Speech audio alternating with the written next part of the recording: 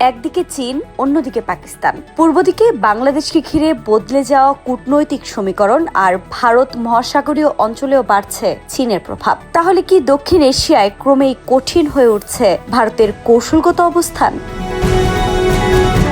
প্রশ্ন উঠছে, একসঙ্গে এতগুলো ফ্রন্ট সামলাতে মোদী সরকার এখন কোন কৌশল নেবে? তথ্য বলছে, ভারতের সবচেয়ে স্পর্শকাতর জায়গাগুলোর একটি অরুণাচল প্রদেশ। অরুণাচলকে দীর্ঘদিন ধরেই নিজেদের ভূখণ্ডের অংশ বলে দাবি করে আসছে চীন। ভারত সেই দাবি প্রত্যাখ্যান করে অরুণাচলকে নিজেদের অবিচ্ছেদ্য অংশ হিসেবে দেখে। সম্প্রতি অরুণাচল সীমান্ত ঘিরে চীনের তৎপরতা নিয়ে নতুন করে উদ্বেগ তৈরি হয়েছে, যেখানে যুদ্ধবিমান মোতায়েন করেছে বেইজিং। এর সঙ্গে যুক্ত হচ্ছে লাদাখ। 2020 সালের গালওয়ান সংঘর্ষের পর হিমালয় সীমান্তে ভারত ও চীন বিপুল সামরিক উপস্থিতি তৈরি করেছিল। 2024 সালে দুই দেশের মধ্যে সীমান্ত উত্তেজনা কমানোর বিষয়ে সমঝোতা হলেও অবিশ্বাস পুরোপুরি কাটেনি। ফলে অরুণাচলে নতুন করে কোনো উত্তেজনা তৈরি হলে তার প্রভাব শুধু ওই অঞ্চলে সীমাবদ্ধ থাকবে না, পুরো ভারত চীন সম্পর্কেই তার প্রভাব পড়তে পারে, এমনটাই বলছেন বিশ্লেষকরা। ভারতের আরও এক মাথা ব্যথার কারণ জম্মু ও কাশ্মীর। কাশ্মীর নিয়ে ভারত পাকিস্তান বিরোধ বহু দশকের। ভারত জম্মু কাশ্মীরকে নিজেদের অবিচ্ছেদ্য অংশ হিসেবে দাবি করে, আর পাকিস্তানও কাশ্মীরের ওপর নিজেদের দাবি ধরে রেখেছে। এর সঙ্গে যুক্ত হচ্ছে চীনের অবস্থান এবং পাকিস্তানের সঙ্গে চীনের ঘনিষ্ঠ কৌশলগত সম্পর্ক। ফলে ভারতের দৃষ্টিতে সমস্যাটা এখন শুধু ভারত পাকিস্তান সীমান্তের মধ্যে আটকে নেই। পশ্চিমে পাকিস্তান এবং উত্তরে চীন, দুই দেশের সঙ্গেই ভারতের ভূখণ্ডগত ও নিরাপত্তাগত বিরোধ রয়েছে। এ পরিস্থিতিতে বিশ্লেষকদের শঙ্কা ও ভারতের জন্য সবচেয়ে বড় কৌশলগত প্রশ্ন, যদি একই সময়ে চীন সীমান্তে চাপ বাড়ায় এবং পাকিস্তানের সঙ্গে উত্তেজনা তৈরি হয়, তাহলে ভারত কি দুই ফ্রন্ট সামলাতে পারবে?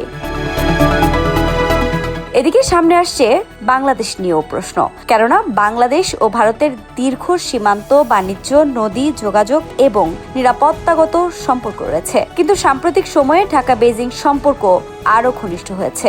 2026 সালের জুনে বাংলাদেশের প্রধানমন্ত্রী তারেক রহমানের চীন সফরের সময় দুই দেশের সম্পর্ক উন্নতি করার ঘোষণা আসে। এ পরিস্থিতিতে বাংলাদেশের সঙ্গে ভারতের সম্পর্ক শুধু দ্বিপক্ষীয় নয়, এর সঙ্গে বৃহত্তর ভারত চীন প্রতিযোগিতার হিসেবেও যুক্ত হচ্ছে।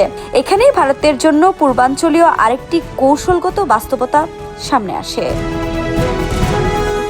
ভারতের উত্তর পূর্বাঞ্চল মূল ভূখণ্ডের সঙ্গে যুক্ত হয়েছে সরু শিলিগুড়ি করিডোরের মাধ্যমে।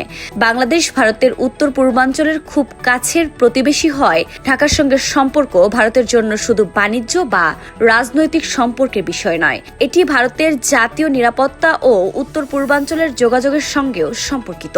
তাই বাংলাদেশের সঙ্গে সম্পর্ক খারাপ হলে ভারতের পূর্বাঞ্চলীয় কৌশলগত হিসেবেও জটিল হতে পারে বলে আশঙ্কা করা হচ্ছে।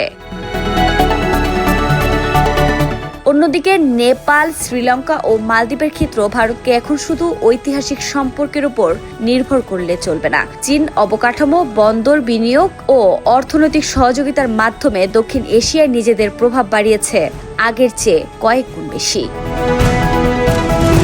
এ পরিস্থিতিতে ভারতের জন্য সংকেতটা পরিষ্কার, দক্ষিণ এশিয়ায় একক প্রভাব ধরে রাখা আগের চেয়ে কঠিন হয়ে উঠছে। বিশ্লেষকদের মতে অরুণাচল সীমান্তে চীন, কাশ্মীরে পাকিস্তান আর দক্ষিণ এশিয়ার প্রতিযোগীদের মধ্যে চীনের বাড়তে থাকা প্রভাব, এই তিনটি বিষয়কে একসঙ্গে সামলাতে হবে নয়াদিল্লিকে। তাই প্রশ্নটা এখন শুধু চারপাশ থেকে ভারতকে কে চেপে ধরছে নয়, বরং বড় প্রশ্ন হলো মোদী সরকার কি সামরিক শক্তি, কূটনীতি ও অর্থনৈতিক প্রভাব, এই তিনটিকে একসঙ্গে কাজে লাগিয়ে ভারতের প্রতিবেশী বলয় ধরে রাখতে পারবে?